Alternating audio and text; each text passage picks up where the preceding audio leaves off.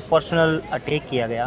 जिस तरीके से सोशल मीडिया पर जो एक ट्रोल आर्मी है जो किसी के पीछे लग जाती है, तो उससे आपने कैसे निजात पाया? किसी की अभिव्यक्ति की आज़ादी पर सवाल उठाना या किसी के लिंग पर सवाल उठाना, ये बहुत ही ज़्यादा पर्सनल तरीके से नफ़रत फैलाना हो जाता है। पता है कि ये पर्सनल से कहीं ज़्यादा एक प्रोपोगेंडा था, ये पर्सनल से कहीं ज़्यादा इस पूरे प्रोटेस्ट को डिफेम करने का एक तरीका था कि जानेंगे, धीरे धीरे करके आएंगे। लेकिन ऐसी न्यूज़ नहीं, ऐसे मीडिया वाले नहीं चाहिए जो अपने आप में इतना कॉम्प्रोमाइज़ है, इतना करप्टेड हैं। नमस्कार दोस्तों, मैं राकेश इंदलिया, मैं सीजेपी के प्रोटेस्ट में जंतर मंतर पर आया हुआ हूँ। यहाँ पर आज हमारे खास मेहमान हैं, हर्षी हैं। इनसे बातचीत करेंगे कि कौन सी ऐसी चीज़ थी जो सीजेपी के आंदोलन के अंदर आपको खींच लाई। सर बहुत सारे रीज़न्स हैं, बट आई थिंक एक जो सबसे बेसिक रीज़न मैं सबको बताता हूँ वो यही है कि अगर आपके अंदर इंसानियत है, आपके अंदर आप चाहते हैं शिक्षा व्यवस्था में सुधार हो और आपको पीड़ा होती है देखकर कि कैसे करप्शन की वजह से हमने इतने सारे बच्चों को खो दिया है, तो शायद आपके पैर रुक नहीं सकते घर पे, आप आ जाएंगे यहाँ। और भी बहुत सारे कारण हैं, क्योंकि मैं भी एक मेडिकल्स का स्टूडेंट रहा हूँ। मैंने भी बीते कुछ सालों में नीट का एग्ज़ाम दिया है और मुझे आर्टिस्ट बनना था, मुझे कलाकार बनना था, तो मैंने वो सपना ड्रॉप करा जो फोर्थ स्ट्रीम था। लेकिन वही कि ऐसे बहुत सारे कारण बन जाते हैं, और सबसे बड़ा कारण मुझे लगता है अगर आप भारतीय हैं और आप अपने देश की व्यवस्थाओं में सुधार चाहते हैं तो आपको आना चाहिए। सीजेपी के आंदोलन में आप जिस उद्देश्य से आए कि मैं जिन मुद्दों को लेकर शायद सीजेपी के आंदोलन में चर्चा में आना चाहूँगा या फिर जिन बातों को मुख्यता से उठाऊँगा, उन बातों को लेकर आप न होकर आपको पर्सनल अटैक किया गया। जिस तरीके से सोशल मीडिया पर जो एक ट्रोल आर्मी है जो किसी के पीछे लग जाती है, तो उससे आपने कैसे निजात पाया और ख़ुद को अब तक इस प्रोटेस्ट में आप खुद को बनाए रखे हुए हैं? ट्रोलिंग बहुत आम बात है होना, लेकिन हम ऐसे प्रोटेस्ट में, क्योंकि प्रोटेस्ट, राइट टू प्रोटेस्ट सबका अधिकार ही है प्रोटेस्ट करना, और ऐसे प्रोटेस्ट में आकर ऐसे नफ़रत फैला देना और किसी की अभिव्यक्ति की आज़ादी पर सवाल उठाना या किसी के लिंग पर सवाल उठाना, ये बहुत ही ज़्यादा पर्सनल तरीके से नफ़रत फैलाना हो जाता है। तो इतने की उम्मीद नहीं थी, लेकिन जो हुआ यहाँ पर, लेकिन मुझे ये भी पता है कि ये पर्सनल से कहीं ज़्यादा एक प्रोपोगेंडा था, ये पर्सनल से कहीं ज़्यादा इस पूरे प्रोटेस्ट को डिफेम करने का एक तरीका था।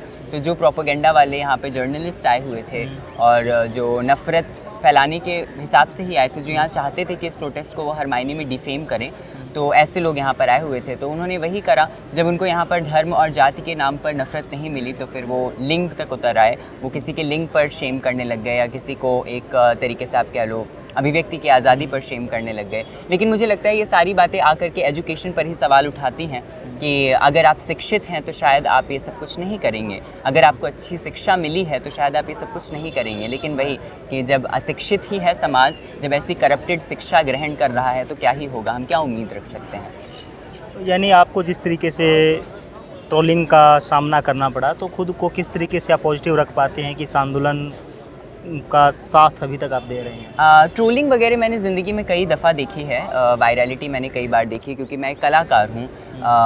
लेकिन वही है कि जब भी ट्रोलिंग होती है, जब भी वायरलिटी होती है, तो आपको चुप नहीं बैठना होता है। मेरे हिसाब से आपको और ज़्यादा बोलना शुरू करना होता है। आपको जितना ज़्यादा आप ट्रोल हो रहे हो, शायद उससे कहीं ज़्यादा गुना आपको बोलना होता है उस वक्त। तो जब आप ये करने लग जाते हैं तो आप खुद भी हल्का फील करते हैं और आपको ऐसा लगता है कि नहीं, हमने भी जवाब दिए हैं, और यही हुआ भी। लेकिन वही है कि नफ़रत और ट्रोलिंग बहुत ज़्यादा दिनों तक हावी नहीं रहती, जो प्रेम होता है वो ज़्यादा हावी होता है। और मैंने ये देखा है, क्योंकि लोगों ने जिस तरीके से नफ़रत फैलाई थी शुरुआती दिनों में, और कुछ ही दिनों बाद वो पूरा प्रोपोगेंडा कैसे पलट गया और लोग सराहना करने लगे, लोग प्यार करने लगे। यहाँ तक कि आज भी ऐसे सैकड़ों लोग आते हैं हर दिन जो आकर ये बोलते हैं कि मैंने आपकी बात सुनी और मुझे अच्छी लगी और हम यहाँ तक आए। तो शायद मेरे लिए बहुत बड़ी बात है, और ये प्यार में ही हो सकता है। जब आप किसी से मोहब्बत करते हैं, जब आप किसी से प्रेम करते हैं, तो वो आपको यहाँ तक लाने के लिए मजबूर है, वो प्रेम ही तो है। तो शायद प्रेम ज़्यादा ताकतवर होता है नफ़रत से, इसी वजह से नफ़रत को आप थोड़ा टाटा बाय बाय कर सकते हैं लेकिन हाँ, प्रेम आप तक आ जाएगा।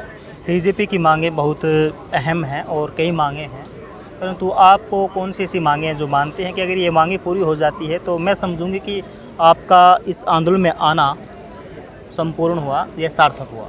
मुझे बहुत सारी मांगे हैं ऑफ कोर्स, लेकिन आई थिंक रेजिग्नेशन एक बहुत बेसिक डिमांड है। तो रेजिग्नेशन ऑफ धर्मेंद्र प्रधान होना ही चाहिए। ऐसा सबसे बड़ी चीज़ ये है कि ये सिर्फ सीजेपी की मांग नहीं, ये हम सब की मांग है। एक नागरिक होने के नाते शायद मेरी ये डिमांड भी है कि मैं नहीं चाहता एक ऐसा करप्टेड एजुकेशन मिनिस्टर हो। अगर मुझसे कोई पूछे कि आपका एजुकेशन मिनिस्टर कौन है, तो मेरे दिमाग में एक अच्छा शिक्षित व्यक्ति आना चाहिए, ना कि एक ऐसा इंसान जिसके हाथों में बच्चों का खून है। मतलब जो इन बच्चों की मौत के पीछे जिम्मेदार है, जिसकी व्यवस्था है, ऐसा इंसान नहीं आना चाहिए हमारे दिमाग में। तो ये एक बहुत बड़ी प्रॉब्लम है, ये सबसे पहले हटनी चाहिए। और हम ऐसी व्यवस्थाओं में रह रहे हैं जहाँ पर लोगों की आदत हो गई है, मतलब सत्ताएं कितने गर्व के साथ ये बात कह रही हैं कि हमारे यहाँ तो इस्तीफे होते ही नहीं हैं, कोई कितनी भी बड़ी गलती कर दे इस्तीफे होते ही नहीं हैं। तो ये चीज़ तोड़ना बहुत ज़्यादा ज़रूरी है। ये जो गुरूर आ गया है, ये जो अना आ गई है, इसको ख़त्म करना बहुत ज़रूरी है मेरे हिसाब से। अभी सरकार को लेकर, उनकी मंशा को लेकर आपको लग रहा है कि क्या जो मांगे हैं उसको सरकार सुन पा रही है, या फिर ऐसा लगता है कि इस आंदोलन को थकाने की उनकी मंशा है? जैसे इस आंदोलन के बारे में भी कहा जा रहा है कि ये तो मतलब देशद्रोही टाइप के लोग हैं जो एक जगह पर इकट्ठा हुए हैं।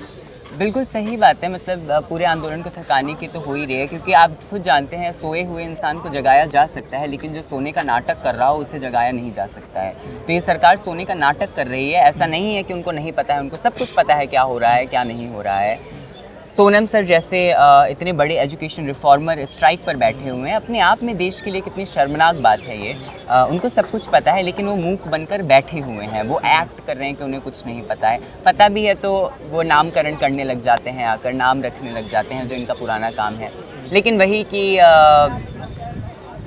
जब आप दिल से नहीं चाहते कि देश का सुधार हो, जब आप दिल से ही नहीं चाहते हैं कि ये व्यवस्थाएं सुधरें, तो फिर कैसे ही सुधरेंगी? तो वो एक्ट करते हैं, करते रहें, कब तक करेंगे देखते हैं। जैसे तमाम आंदोलन हुए हैं, जिस तरीके से मेन स्ट्रीम मीडिया की कवरेज रही है वो बिल्कुल नकारात्मक रही है, आंदोलन के विरोध में रही है। इस आंदोलन की जीरो कवरेज है हमारे मेन स्ट्रीम मीडिया की। इसको लेकर आप क्या सोचते हैं कि क्या मीडिया को यहाँ आने नहीं दिया जा रहा है या फिर जानबूझकर नहीं आ रहा है? दोनों कारण हैं। एक तो मीडिया यहाँ पर आ नहीं रही है और वो किसी तरीके की न्यूज़ मेन स्ट्रीम मीडिया पर नहीं दिखा रहे हैं, उनके ऊपर भी प्रेशर होगा।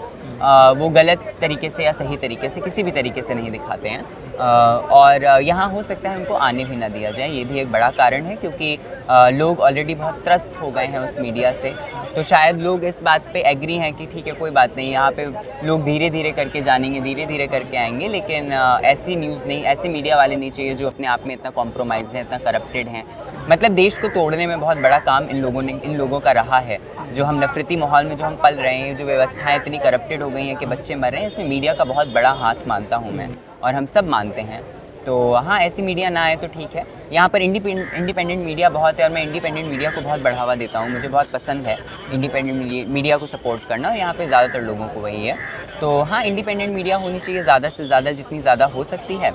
और है यहाँ पर, और सबसे अच्छी बात यहाँ पर ये भी है कि यहाँ पर हर एक इंसान के हाथ में मोबाइल फ़ोन है और हर एक इंसान यहाँ पर क्रिएटर है। तो अगर कोई इंसान 10 लोगों की भी रीच रखता है तो वो अपनी बात उन 10 लोगों तक पहुँचा पा रहा है और पहुँचा रहा है, जो कि बहुत ज़रूरी है। इससे ये होता है कि कोई बड़ी मीडिया कवरेज करे या ना करे, लेकिन ये जो छोटे छोटे क्रिएटर्स हैं और जितने सारे इंडिपेंडेंट मीडिया वाले हैं, ये अपने आप में कवरेज कर रहे हैं। तो इस आंदोलन को लेकर एक और आरोप लग रहा है कि कहीं ना कहीं से तो फंडिंग हो रही है, इसीलिए लोग बैठे हुए हैं और तमाम रील बनाने वाले लोग हैं। कहाँ पर आम आदमी यहाँ पे आ रहा है? मैं अभी आपको फंडिंग बताता हुआ, मेरे दोस्त यहाँ पे खड़े हुए हैं। तो अभी ही मैं ब्लिंकिट का ऑर्डर लेने गया था मैं, राइट। तो आज सुबह ही एक दूर से किसी उनका मैसेज आया एक लड़की का कि दे वांटेड टू सपोर्ट। तो उन्होंने बोला कि हम आपको इतने रुपए भेज देते हैं। मतलब यहाँ पे हर एक क्रिएटर जो कोई भी रीच आउट करता है, तो ऐसा होता है कई बारी कि लोग सपोर्ट करने की कोशिश करते हैं, जिनको वो ट्रस्ट करते हैं तो वो ऐसे रीच आउट करते हैं।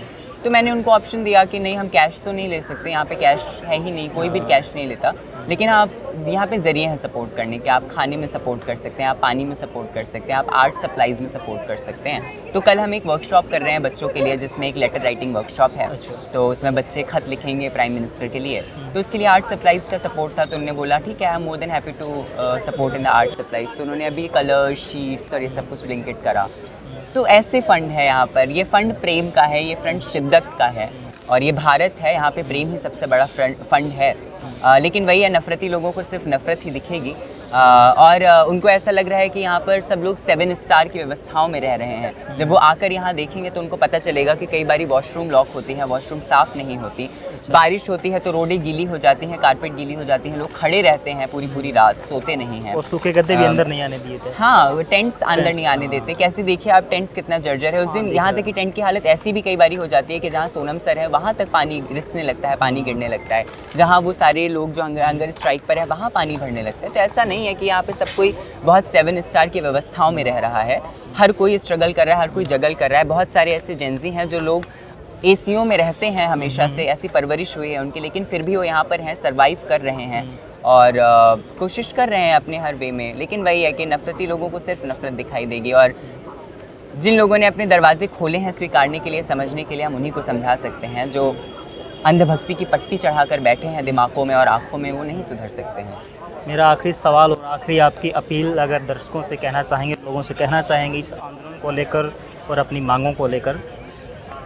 तो मैं यही लोगों से अपील करूंगा, मैं यही गुजारिश करूंगा, रिक्वेस्ट करूंगा। शायद मैं अपील करने वाला कोई नहीं होता, लेकिन हाँ, मैं गुजारिश और रिक्वेस्ट ज़रूर कर सकता हूँ आप सबसे कि प्लीज़ आइए इस प्रोटेस्ट का हिस्सा बनिए। 20 तारीख को एक शांतिपूर्ण तरीके से मार्च होगा जंतर मंतर से पार्लियामेंट तक। अच्छा। पार्लियामेंट का सत्र शुरू हो रहा है वहाँ से, और एक बहुत बड़ी गुहार है और मांग है अपने आप में। बहुत सारे लोग, हज़ारों लोग हमें जुड़ेंगे उस दिन, और यहाँ से चलेंगे सोनम सर के साथ में। मतलब आई थिंक ये 20 तारीख एक ऐसा दिन है जहाँ पर ये याद दिलाने का वक्त है कि एक भारतीय के तौर पर, एक नागरिक के तौर पर और एक इंसान के तौर पर हम सब आ सकते हैं और एक साथ जुड़ सकते हैं। उन परिवारों के लिए जिन परिवार ने अपने बच्चों को खोया है, उन पिताओं को याद दिलाने के लिए कि हम सब इसमें साथ हैं। एक ऐसे बड़े प्राइड के लिए जो भारत के लिए गर्व हैं, वो आज स्ट्राइक पर बैठे हैं और इतने सारे बच्चे स्ट्राइक पर बैठे हैं। इन सब को याद दिलाने के लिए कि भारतीय के रूप में हम सब साथ हैं, क्योंकि मांग बहुत नॉर्मल है। आप किसी से भी पूछोगे, आपको पता है कि एजुकेशन में सुधार किसको नहीं चाहिए और एजुकेशन सिस्टम करप्टेड है या नहीं। आप खुद से ये सवाल पूछेंगे, आपको समझ आ जाएगा कि क्या हालत हो रखी है देश की। और आप यहाँ नहीं आना चाहते, यहाँ मत आइए, आप कहीं और जाइए, बट लेकिन अपनी आवाज़ उठाइए। और उस दिन 20 तारीख के दिन जुड़िए साथ में, सब लोग एक साथ चलेंगे तभी बदलाव संभव है। तो मैं आप सबसे गुजारिश करूंगा, आज के लिए नहीं, ये लड़ाई कल के लिए है, अपने बच्चों के लिए, अपने लिए और कल के भविष्य के लिए, देश के लिए। प्लीज़ आइए और जुड़िए। ये चीज़ तो सभी मानते हैं, चाहे सरकार के समर्थन वाले हों, कि हमारी शिक्षा के सिस्टम में बदलाव बहुत ज़रूरी है, परंतु ये नहीं चाहते हैं कि सरकार से कोई सवाल करे और सरकार से के खिलाफ कोई आवाज़ उठाए जिसको लेकर कुछ बदलाव हो। तो ये हर्षित सिंह हैं, आंदोलन से जुड़े हुए हैं, उन्होंने अपना एक्सपीरियंस और इस आंदोलन को किस तरीके से सपोर्ट कर रहे हैं वो शेयर किया। आपका बहुत बहुत धन्यवाद। Thank you sir, thank you.